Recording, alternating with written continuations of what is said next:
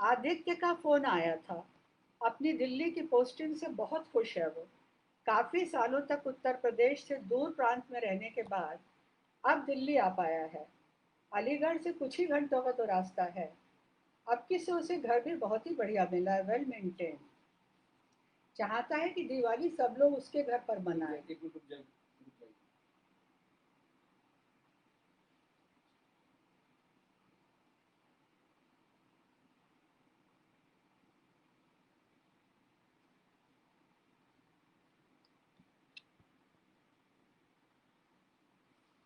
अब अब mummy mummy अब दोबारा शुरू कल आप दोबारा शुरू करना पूरी। आदित्य का फोन आया था। अपनी दिल्ली की पोस्टिंग से बहुत खुश है वो।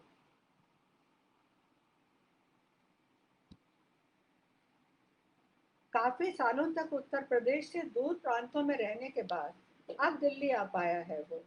अलीगढ़ से कुछ ही घंटों का तो रास्ता है। अब की से उसे घर भी बहुत ही बढ़िया मिला है, वेल मेंटेन। चाहता है कि दिवाली सब लोग उसके घर पर मनाएं। कह रहा था खूब जश्न रहेगा। पिछले साल हम लोग दिवाली पर इकट्ठा भी नहीं हो पाए हैं।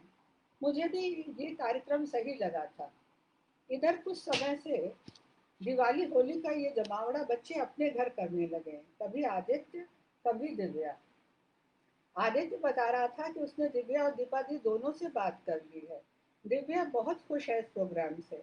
उसका दिल्ली के आसपास की जगह घूमने का मन है। आदित्य चाहता है कि कम से कम हफ्ते 10 दिन का प्रोग्राम बना लें ये दोनों। तो आगरा, मथुरा, भरतपुर, जयपुर घूमने भी चला जा सकता है। चला कह रहा था दीदी का कुछ समझ ही नहीं आता। मुझे लग रहा है कि कहीं इस बार भी डिच ना कर दें। अजब टाल मटोल वाली मुद्रा में बात करने लगी है दीदी। सुरेंद्र से बात की? मैंने पूछा था। कैसी बात करती हो माँ? ये भी कोई कहने की बात है? मैंने और रुचि ने उनसे और जीजा जी से अलग अलग बात की थी। पर पता नहीं क्यों लगा कि दीदी ऐसे ही हाँ हाँ कर रही है। आने का या मिलने का कोई उत्साह नहीं था उसमें। कपूरथला कितना तो नजदीक है यहाँ से। कहे तो लेने के लिए गाड़ी भेज देता हूँ। पर पहले अपना प्रोग्राम तो बनाए ही लो। पता नहीं क्या हो गया है दीदी को। कैसी तो हो गई है? उसकी आवाज में खिजलाहट थी। कुछ देर वो चुप रहा था, फिर बड़ी आजीजी से बोला था, तुम ही उनसे बात करो माँ। अच्छा कहकर मैं चुप हो गई थी। इससे ज्यादा और कहा भी क्या जा सकता था। फोन रखकर मैं देर तक उलझन में रही थी। मन पर बोझ बना रहा था। मैं जानती हूँ कि दीपा ने अपने आप को अजब तरह से अपने आप में बंद कर दिया है। कभी कभी लगने लगता है जैसे उस तक पहुंचने के सारे रास्ते बंद हो गए हों। लगता है जैसे हमसे बस एक औपचारिक से अपनेपन का रिश्ता भर रह गया है उसका। जब मैं माँ होकर उस दूरी को नहीं लांघ पा रही, तो बाकी सबकी क्या कहूँ। सब दुखी होते हैं इस बात को लेकर। बस फर्क नहीं पड़ता है तो दीपा के पापा को। उनसे इस विषय में कभी बात करो तो सब कुछ हवा में उड़ा देते हैं। बेकार सोचने और परेशान होने की आदत है तुम्हारी। अरे भाई, उसके बच्चे बड़े हो रहे हैं, सो अपने घर में बच्चों की पढ़ाई उनके करियर में उलझ गई है। सभी के साथ तो ऐसा होता है। मैं चुप हो जाती हूँ। पर मैं जानती हूँ कि बात केवल उतनी ही नहीं है। दीपा को लेकर हमारे पास केवल हमारे अनुमान रह गए थे।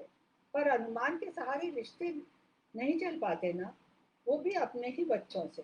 तब लगने लगता है जैसे रिश्ते घसीटने लगे हैं। तभी लगने लगता है कि शायद उसे हमसे रिश्तों की जरूरत और इच्छा दोनों ही खत्म हो गई है। और साथ ही लगता है कि बहुत अकेली हो गई है दीपा। उसका अकेलापन कभी कभी मुझे एकदम अकेला बना देता है। दीपा मुझसे अपनी पीड़ा नहीं बांट पाती। मैं भी तो दीपा को लेकर अपनी तकलीफ किसी से नहीं बांट पाती, उसके पापा तक से नहीं। कुछ ही सालों में कितना कुछ बदल गया। अनेक अर्थों में मैं बहुत किस्मत वाली हूँ। जिंदगी ने जमीन से उठकर जैसे आसमान की तरफ रुख कर लिया है। फिर भी पिताजी बरेली की कचहरी में मुंसलिम थे। 5 भाई बहनों में सबसे छोटी थी मैं। घर में संपन्नता नहीं थी, पर वे सीमाएं हमारे लिए इतनी स्वाभाविक थीं कि कभी अभाव की पीड़ा मन में महसूस ही नहीं की। अपने अभावों को ना तो अभाव समझने की अकल थी, ना उससे ऊंचे सपने देखने की। शहर में ही अपने कई रिश्तेदार थे, मामा, मौसी, चाचा, बुआ, सब कोई अपने ही जैसे। घर के पास में जो स्कूल था, उससे प्राइमरी की पढ़ाई कर ली, फिर पास के ही कॉलेज में बीए। जिस दिन फर्स्ट डिवीजन का रिजल्ट आया था, उस दिन घर में बहुत खुशी मनाई गई थी। पिताजी दौड़े हुए मंदिर जाकर प्रसाद चढ़ा आए थे। अम्मा ने सत्यनारायण की कथा कराई थी और मेरा बीएड में दाखिला करा दिया गया था। 22 साल की उम्र में एक अपने ही जैसे परिवार में शादी हो गई थी। 2 साल बाद दीपा हुई थी। दीपा के पापा लखनऊ की कचहरी में बाबू थे। सेक्रेटेरिएट कॉलोनी में बाबुओं के लिए बने घर सेक्रेटेरिएट कॉलोनी में बाबुओं के लिए बने घर, पीछे एक छोटा सा आंगन और सामने 8-10 फीट का एक छोटा सा लॉन। सब कुछ बहुत अच्छा लगता, अपने साम्राज्य जैसा। बच्चे आगे पीछे के खुले हिस्से में खेलते रहते। उसी घर में तीनों बच्चे पैदा हुए, परिवार बढ़ता गया था और उस 2 कमरे के घर में सबके लिए जगह बनती चली गई थी। मैंने पास के एक प्राइमरी स्कूल में नौकरी कर ली थी। कुल मिलाकर जिंदगी सफल और खुशहाली लगती। शाम को साथ होते तो हम लोगों के लिए करने को ढेरों बातें होती। इनके पास ऑफिस की, मेरे और बच्चों के पास अपने अपने स्कूल की। दीपा के पापा लोअर डिवीजन क्लर्क से अपर डिवीजन क्लर्क हुए, फिर ऑफिस सुपरिंटेंडेंट, और फिर इनका क्लास 2 में प्रमोशन हो गया था और अफसर बनकर तबादला। नई जगह में हमें ऑफिसर्स कॉलोनी में रहने के लिए एक छोटा सा बंगला मिला था। घर में फोन, मदद के लिए चपरासी आने लगे थे। कहीं आने जाने के लिए गाहे बगाहे जीप भी मुहैया हो जाती। हम सबकी निम्न मध्य वर्गीय जिंदगी जैसे हवा में उड़ने लगी थी। लगा था अपने घर के आंगन में जैसे आसमान उतर आया हो और मन में सपने अपने पंख फड़फड़ाने लगे हो। इनका ट्रांसफर एक जगह से दूसरे शहर होता रहता। अपने आसपास कम उम्र के आईएएस और आईएएस, आईपीएस और पीसीएस अफसर दिखते नए नए नौकरियों में आए हुए, और मुझे अपने बच्चों की पढ़ाई, उनका स्कूल जाना, उनको उनको लेकर अपना सपने देखना, सब कुछ योजनाबद्ध लगने लगा था। सुबह आदित्य का फोन फिर आया था। दीदी से क्या बात हुई, उसने पूछा था। मैंने अभी बात नहीं की है कहने पर वो झुंझलाने लगा था। उसके फोन रखते ही मैंने दीपा को फोन किया था। उसकी वही टालने वाली बातचीत और धीमे धीमे रुक रुक कर हंसी। काफी देर तक उसे समझाने, मनाने और डांटने के बाद जैसे मैं मजबूर होने लगी थी। तुम्हें घर की याद नहीं आती बेटा? मिलने का मन नहीं करता? उसकी हंसी एकदम रुक गई थी। ऐसा क्यों कहती हो माँ, आते तो हैं तुम्हारे पास। भाई बहन से मिलने का मन नहीं करता बेटा? उनकी याद नहीं आती? टेलीफोन के उस तरफ एकदम सन्नाटा हो गया था। लगा था उधर कोई नहीं है। दीपा, मैंने पूछा था। हाँ माँ। मैंने फिर वही सवाल पूछा था। लगा था वो एक क्षण को झिझकी है, फिर लगा था जैसे उसकी आवाज में आंसू तैर गए। फिर बिना किसी लाग लाग लपेट के उसने सीधा सा जवाब दिया था। नहीं माँ, सच में मुझे किसी की याद नहीं आती। बस उन दोनों को लेकर एक ही बात रहती है मन में कि दोनों स्वस्थ रहें, उनकी नौकरी बनी रहे। बस इन 2 बातों से बहुत डर लगता है मुझे। अगर वे दोनों ठीक हैं तो मुझे उनकी याद नहीं आती, सच में नहीं आती। मैं एकदम स्तब्ध रह गई थी। मेरे लिए आगे बोलने के लिए जैसे कुछ बचा ही नहीं था। फिर भी मैंने बात को आगे बढ़ाया था। वह दोनों तुम्हें बहुत याद करते हैं दीपा। उनसे कहो मैं एकदम ठीक हूँ माँ, मेरे लिए परेशान ना हुआ करे। ठंडी शिला सी सर्द आवाज। लगा था दीपा ने जैसे पूरी बातचीत पर पूर्ण विराम लगा दिया था। मन में बहुत सी बातें उमड़ी थी। मेरे पास कहने और पूछने के लिए बहुत कुछ था, पर मैं चुप हो गई थी। आगे कुछ बोलने की हिम्मत ही नहीं पड़ी थी। दीपा ये कैसी सजा दे रही है मुझे अपनी दीपा ये कैसी सजा दे रही है मुझे और अपने आप को भी। प्रतिभा दीपा की बहुत अच्छी दोस्त है। बचपन से लेकर कंपटीशंस की तैयारी तक दोनों साथ पढ़े हैं। ये ये पुराना याद आ रहा है इसे। प्रतिमा दीपा की बहुत अच्छी दोस्त है। बचपन से लेकर कंपटीशंस की तैयारी तक दोनों साथ पढ़े हैं। दीपा की शादी के एक दिन पहले मेरे साथ उसका बक्सा ठीक कराती रही थी।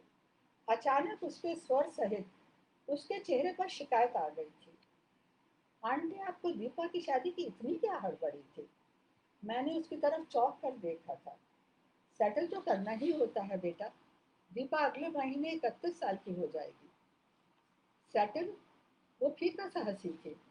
क्या उसे ग्रो करने का पूरा मौका नहीं मिलना चाहिए था आंटी? अभी तक तो वो सारा समय कंपटीशंस की तैयारी को ही देती रही थी। अब रिसर्च कर रही थी। सेटल तो वो अपनी काबिलियत से ही हो जाती। वह कुछ क्षण झिझकी थी। क्या शादी ही सब कुछ है? क्या सही मायनों में सेटल हो जाना है वो? दो क्या सही मायनों में सेटल हो जाना है वो? 3 बार आईएएस रिटर्न में निकल जाना छोटी बात थी क्या आंटी? आदित्य आईएएस बन गया, पर सोचिए आंटी, सही बात तो यही है कि दोनों के बीच सिर्फ एक कदम का ही तो फासला रह गया ना। उसके लिए उसे इतनी बड़ी सजा। आपने तो उसे एकदम घर गृहस्थी की जिंदगी में धकेल दिया, वो भी एकदम लोअर मिडिल क्लास। मैं स्तब्ध सी प्रतिमा की तरफ देखती रही थी। क्या उसकी जुबान से स्वयं दीपा अपने मन की पीड़ा कह रही है? पर अब क्या करूं? अब कुछ भी सोचने, कहने या करने का समय निकल चुका था। असल में सब कुछ इतनी हड़बड़ी में हुआ था कि मैंने तो बस दीपा की हाँ ले ली थी, उसका मन टटोलने की। सच कहूं तो अपना भी मन टटोलने का समय ही कहाँ मिला था, या शायद उस समय मुझे भी सब ठीक ही लगा था। उन दिनों घर में एक अजब सी उत्तेजना और हड़बड़ी फैल गई थी। आदित्य के आईएएस में आ जाने की खुशी, उससे फैला हंगामा, रिश्ते लेकर आने वालों की भीड़, दीपा की शादी से पहले आदित्य का अपनी शादी की बात तक करने से इनकार, सुरेंद्र के परिवार की तरफ से शादी का दबाव और हम लोगों की अनुभवहीनता, सब कुछ मिलाकर दीपा की शादी हड़बड़ी में हो गई थी। फेरे फेरे पूरे होते तक भोर का सूरज उठाया था। सुरेंद्र की बहन ने विदा में दीपा को पहनाने के लिए साड़ी निकालकर मुझे पकड़ा दी थी। साड़ी देखकर दिव्या जैसे बौखला गई थी और मुझे खींचते हुए कमरे के बाहर ले गई थी। जी, जून की सड़ी गर्मी में दीदी दीदी आर्टिफिशियल सिल्क की लाल बनारसी साड़ी पहनकर विदा होगी माँ? उसके स्वर में दुख है। माँ, मैं और आदित्य तो बाहर थे, पर तुमने कुछ तो देखा होता दीदी के लिए। ऐसे धकेल दिया उसे। हाउ कुड यू माँ? उसकी दोनों आंखों से कई धार आंसू बहने लगे थे कि मैं जानती थी कि वो बिलख कर रोना सिर्फ बहन की विदाई का रोना भर नहीं था। क्या क्या जवाब दूं दिव्या को? आजकल तो मेरा मन हर पल अपने आप से सवाल करता रहता है, ऐसा मैंने क्यों होने दिया? दीपा के पापा की जिद के आगे ऐसे क्यों हथियार डाल दिए मैंने? उनको सुरेन ठीक लगे थे, फिर उनका वही तर्क, ना आप तो रूप ना बाप को पैसा। असल में घर बैठे आसानी से ही मैच हमें मिल रहा है, इसलिए हमें समझ नहीं आ रहा है कहाँ से लाएंगे इससे बेहतर मैच। खा तो रहे हैं शादी ठहराने के लिए पूरे 1 साल से धक्के, फोटो और कैश के सवाल पर ही बात ठप हो जाती है। फिर उम्र भी तो निकल रही है। हम भी तो क्लास 3 ही तो थे। हमारी जिंदगी भी ठीक ठाक कटी, कहो अच्छी ही कटी। खुद भी खुश रहे, बीवी बच्चे भी। बच्चों को भी पढ़ा लिखा लिया, सेटल कर लिया। क्या सबको अफसर ही मिल जाते हैं ऐसे? वैसे भी लड़का रेलवे में है, डिपार्टमेंटल परीक्षाएं पास कर लेगा तो जल्दी ही अफसर बन जाएगा। मैं निरुत्तर हो गई थी। सच कहूं तो उनका कोई तर्क उस समय एकदम गलत भी नहीं लगा था। फिर भी दीपा के लिए मन बहुत बेचैन था। मैं कतई भी नहीं समझ पा रही थी कि उसके लिए क्या गलत है और क्या सही। उस समय ये ध्यान में भी नहीं आया था कि हमारे भाई आईएएस नहीं थे, हम स्वयं उसकी लिखित परीक्षा में सफल नहीं हुए थे। हमारे पास न उतनी लियाकत थी, न उतने ऊंचे सपने। अपने चारों तरफ हमने वो स्वाद नहीं जाना था। हमारे भाई बहन, पड़ोस, सब हमारे जैसे ही तो थे। दीपा की शादी तय हो गई थी, फिर शगुन, तारीख भी पक्की हो गई थी और कार्ड छपकर बंटना शुरू हो गए थे। ये कैसी शादी हो रही थी कि ना दुल्हन के चेहरे पर खुशी थी, ना उसकी माँ के चेहरे पर। सच बात यह है कि मैं रिश्ता तय होने के दिन से लेकर बारात आने के क्षण तक मनाती रही थी कि किसी तरह से ये शादी टूट जाए। मैं ये बात भी बाद में समझ पाई थी कि उन दिनों ये आदित्य की सफलता से बेहद उत्तेजित थे और दिव्या के प्रति आशावान। दीपा के हार पर मातम मनाने का समय उनके पास नहीं था, उसके लिए और रास्ते तलाशने का उत्साह भी नहीं। और मैं दीपा की पराजय से पूरी तरह पराजित। अभी तक मैं एकदम आसमान की तरफ देखती रही थी, वह नहीं मिला तो मैं एकदम धरती पर आ गई थी। मैंने तो सोचा ही नहीं कि धरती और आकाश के बीच में भी बहुत कुछ था। कम से कम उसके लिए थोड़ा सा और समय तो हम दीपा को दे ही सकते थे। दिव्या फूट फूट कर रोती रही थी, दीदी कैसे मान गई माँ। क्या कहूँ मैं, दीपा तो बचपन से ही ऐसी थी। उसके हाथ का खिलौना भी किसी को दे दो तब भी कोई शिकायत नहीं। पर खिलौने और जिंदगी में तो फर्क होता है ना। मैंने ऐसा क्यों होने दिया। आज ये भी लगता है कि रुचि, आनंद और दिव्या, ये तीनों रेलवे में ही अफसर ना होते तो शायद दीपा इस परिवार से इस तरह टूट ना गई होती। आज ये सोचकर तकलीफ होती है कि दिव्या को लेने की राय क्यों दी थी हमने। आदित्य ने तो शादी का अंतिम निर्णय हमारे ऊपर छोड़ा था, तब हमने रेलवे अफसर ही क्यों चुन ली। और सर्विसेज से भी तो मैच आए थे। पर अब कुछ कहने या सोचने या नए मुद्दे बनाने का क्या लाभ। घड़ी की सुइयों को लौटाकर कोई निर्णय बदला नहीं जा सकता, ना दीपा के जीवन को किसी और ढंग से गढ़ा जा सकता है। दीपा जहाँ है, जैसी है, रिश्तों के जिस चक्रव्यूह में घिरी है, वहां से उसे बाहर निकालने की बात तो मैं सोच भी नहीं सकती। वैसा तो सोचना का गुनाह लगता है।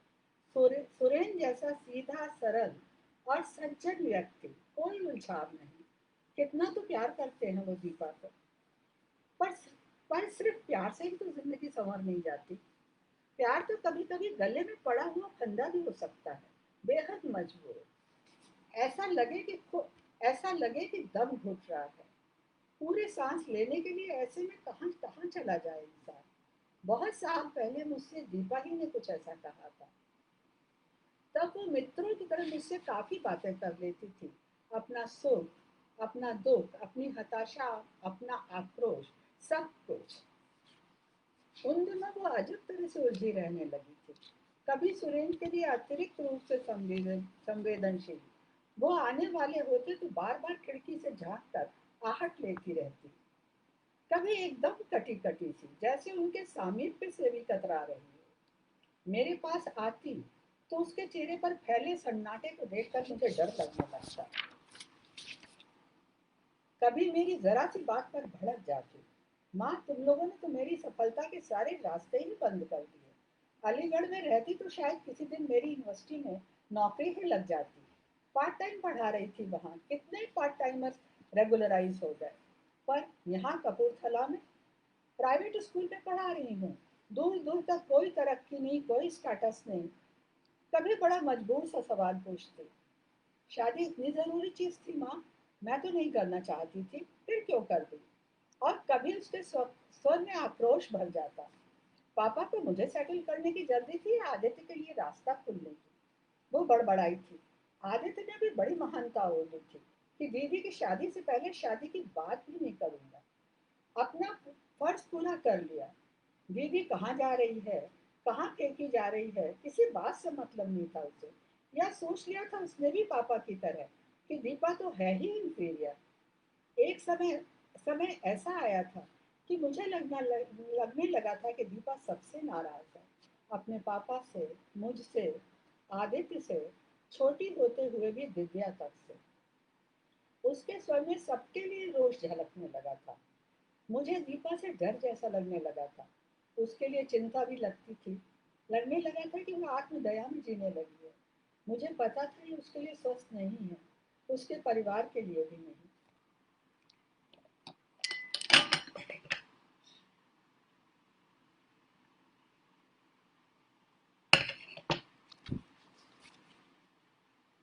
कभी कभी दीपा को लेकर इतना हताश होता है मन कि लगने लगता है कि काश हमने उतने ऊंचे सपने देखना शुरू ना किया होता। आदित्य और दिव्या भी ना निकले होते इतनी अच्छी नौकरियों में, तो कम से कम मेरी दीपा यूं अकेली तो न छूट गई होती। अगले ही क्षण मैं जैसे अपने ही सोच से डर जाती, जैसे उन दोनों का कोई अपशगुन अपशगुन चाहा हो मैंने। कुछ ऐसा ही एक बार दिव्या ने भी तो कहा था मुझसे। काफी देर तक दीपा की बात करती रही थी। फिर लगा थी फिर लगा था उसकी आंखें पसीजने लगी हैं। दीदी की बहुत याद आती है माँ। मेरे पास तो सभी कुछ है, पैसा, पोजीशन, प्यार, पर अपनी हर खुशी, हर उपलब्धि पर ऐसा लगता रहता है जैसे कोई अपराध हो गया है। ऐसा लगता रहता है जैसे कोई अपराध हो गया है मुझसे। कितनी अधूरी सी हो गई है जिंदगी। उसकी आवाज भर्राने लगी थी। इससे अच्छा तो बैठे ही ना होते सर्विसेज में। मैं क्या कहूँ, मेरे पास कहने के लिए कुछ भी नहीं है। फिर भी मैं देर तक उसे समझाती रही थी। दिव्या को अपनी बेचारी बताकर क्या करूंगी। बांटने से हर पीड़ा घट तो नहीं जाती। दिव्या जिस दिन एयरलाइन दिव्या जिस दिन एलाइट्स में निकली थी, तो दीपा अनायास बहुत याद आई थी। सबसे पहले ये खुशखबरी उसे ही देनी थी मुझे, पर मैं काफी देर तक फोन पर हाथ रखे हुए चुपचाप खड़ी रही थी, जैसे बात करने की हिम्मत जुटानी पड़ रही हो मुझे। उन दिनों काफी समय तक मुझे लगता रहता कि इससे अच्छा सुरेन दीपा को तंग करते होते, तो मैं कम से कम अपनी लड़की वापस ले आती। एक बार फिर उसके सामने तरक्की के, अपनी इच्छा से जीने के रास्ते खोल देती। पर सब कुछ इतना आसान तो नहीं होता ना। दीपा की शादी के करीब 10 साल बाद मैं पहली बार उसके घर गई थी। उसके घर जाने की बात कभी दिमाग में ही नहीं आई थी। जब कभी उसकी बहुत याद आती तो उसे ही बुला लेती थी। पर दिव्या अपनी शादी के कुछ ही महीनों के अंदर एक तरह से घसीट कर मुझे अपने साथ ले गई थी। उसने मेरी किसी बात को सुना ही नहीं था। बिना किसी मौके के, बिना किसी काम के बेटी के घर जाने की बात ही मुझे अटपटी लगी थी। मेरी अपनी माँ अपने पूरे जीवन में केवल 2 बार मेरे घर आई थी, दीपा और आदित्य की शादी में। दिव्या की शादी में वो जीवित नहीं थी, पर दिव्या नहीं मानी थी। कैसी माँ हो तुम? अपनी बेटी का घर देखने की इच्छा नहीं होती तुम्हारी? दिव्या के घर जाकर सच में बहुत अच्छा लगा था उनके घर रहकर मैंने आनंद को पहली बार जाना है। कुछ ही दिनों में उनसे एक अपनेपन का रिश्ता बन गया था। तब इतने सालों तक कभी दीपा के घर न जाने की बात सोचकर अजब सा दुख लगा था दीपा को इतने सालों तक ऐसे कैसे छोड़ दिया मैंने। ये भी लगा था कि इतने सालों में भी सुरेन को तो अभी तक मैंने जाना ही नहीं है। दीपा के घर गई थी। रेलवे की बहुत बड़ी कॉलोनी, अंदर जाती कई सारी पतली सड़कें, उनके दोनों ओर बने मिले मिले एक से घर। मेरा अपना आधे से अधिक जीवन ऐसे ही घरों में बीता है। तब यही सब बहुत अच्छा, बहुत सुविधाजनक लगता था। 2 कमरों के छोटे छोटे घर, पीछे एक आंगन, आगे छोटा सा लॉन, घर में एकाध आम अमरूद के पेड़, आसपास अपने साथ के, अपने पहचान के लोग। और क्या चाहिए था? पर अब यही सब बेहद उदास, बेहद फीका लगता है। इस सब के बीच अपनी दीपा को पाकर अजब सी तकलीफ होती है। आदित्य और दिव्या के घर याद आते हैं, उन दोनों का रहन सहन का तरीका और सलीका। उन दोनों के घर में सब कुछ होते हुए भी इतना कुछ तो मैं बता और सुझा देती हूँ, पर यहाँ तो दीपा से बात करते हुए भी डर लगता है। पता नहीं किस बात पर उसके चेहरे पर झुंझलाहट तैरने लगती है और किस बात पर हताशा। उस दिन मैं अकेले ही टहलने के लिए निकल गई थी। लगा था इतने दिनों से बैठे बैठे हाथ पैर जम गए हैं। मैं काफी दूर तक निकल गई थी। 2 लेन छोड़कर मैं बाएं हाथ को उस पतली सी सड़क पर मुड़ गई थी।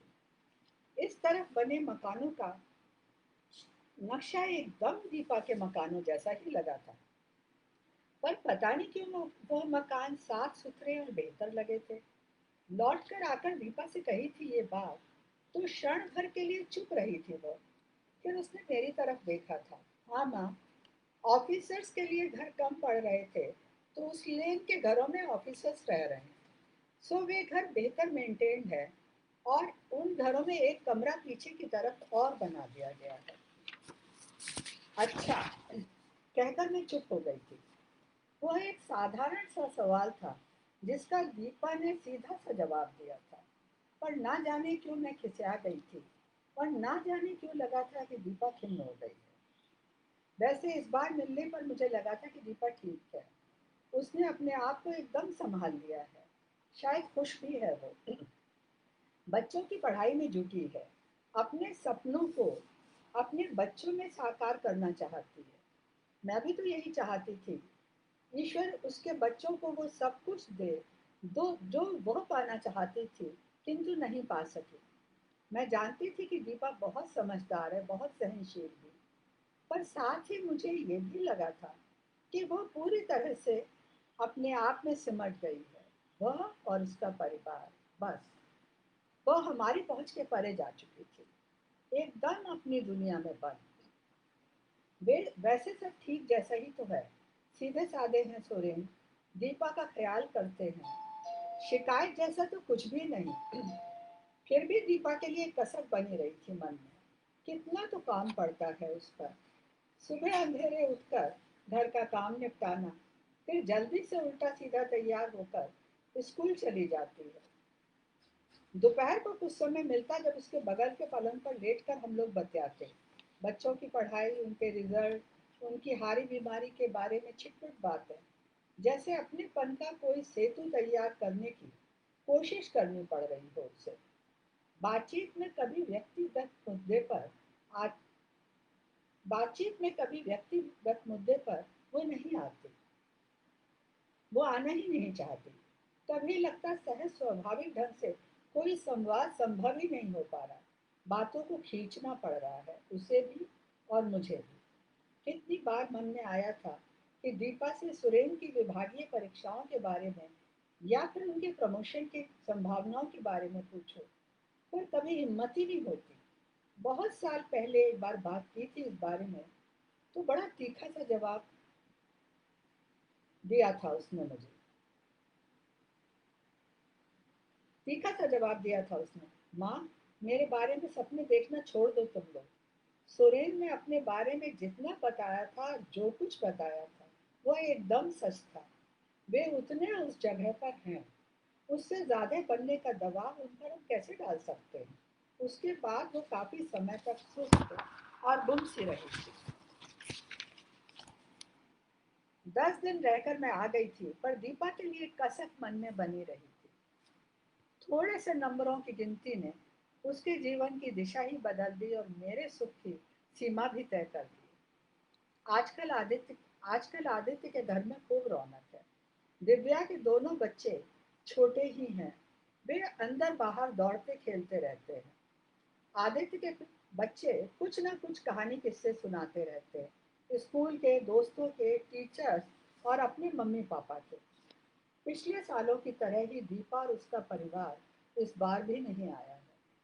ये हमेशा की तरह किसी सृष्टि विजेता जैसे बेहद खुश, बेहद उत्तेजित लगते हैं। रुचि ने लंच पर कुछ रेलवे अफसरों को बुलाया था। शायद आनंद और दिव्या आए हैं इसलिए। रुचि और आनंद एक ही बैच के हैं। दिव्या इन दोनों से 3 साल जूनियर है। 2-3 दिव्या के बैचमेट्स और कुछ रुचि के कलीग्स आए थे। दिव्या के कोई मित्र अभी 1.5 महीने पहले ही यहाँ आए हैं। उन्हें अभी तक घर नहीं मिल पाया है, इसलिए कॉलोनी में खाली घर या खाली होने वाले घरों की बात होती रही थी।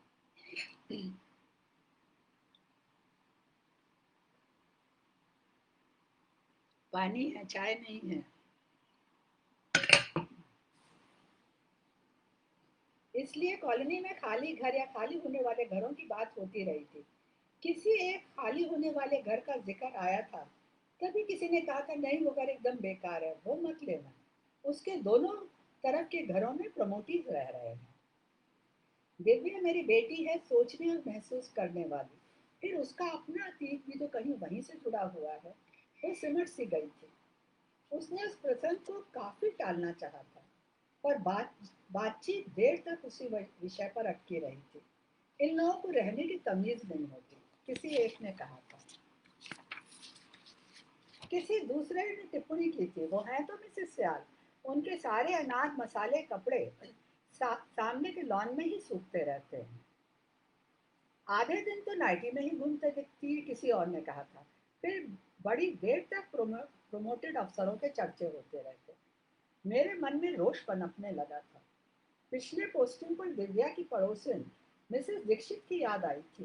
पति आईआरएस और स्वयं भी हाईकोर्ट जज की बेटी, रहने सहने चलने बोलने किसी बात में शऊर नहीं।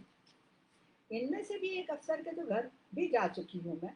इतना बढ़ चढ़ कर बोल रही हैं। प्यालों में रेडीमेड चाय आधी ट्रे में छलकी हुई लेकर चपरासी एकदम सिर के ऊपर खड़ा हो गया था।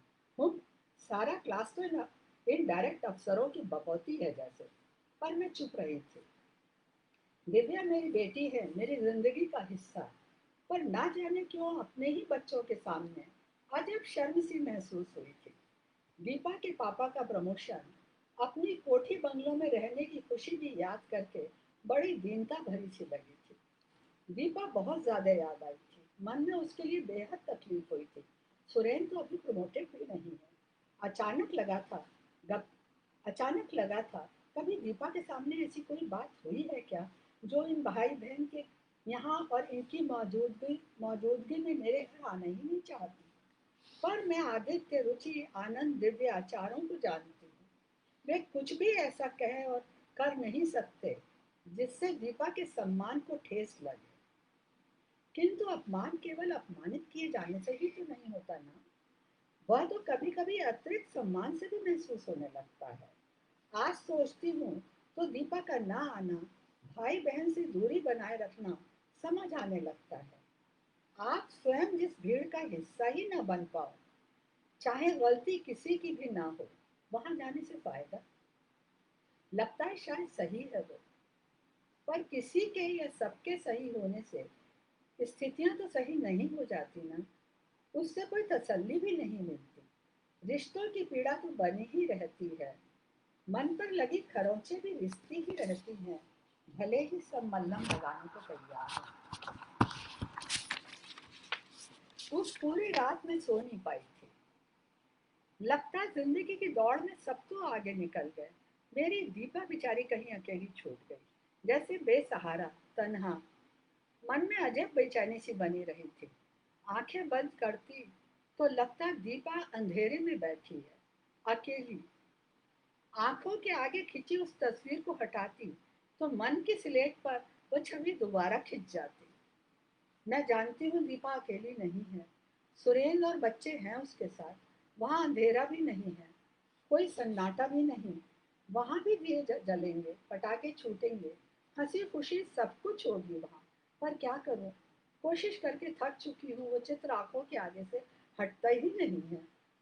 अचानक लगता है कि दीपा की जिंदगी में, उसके उल्लास और हताशा में, उसके अंधेरे और उजाले में मेरा सम्मिलित होना बेहद जरूरी है। मन में एक निर्णय पनपता है कि कल की दिवाली मैं दीपा और उसके परिवार के साथ ही मनाऊंगी। अपने ऊपर आश्चर्य होता है कि इतने वर्षों से ये बात मेरे दिमाग में क्यों कभी नहीं आई थी। ऐसे कैसे मैंने उसे पूरे परिवार से अलग छूट जाने दिया। वह नहीं आई तो क्या, मैं तो उसके पास पहुंच सकती हूँ। इस निर्णय से अजब सा सुकून महसूस किया था मैंने, और मुझे नींद आ गई।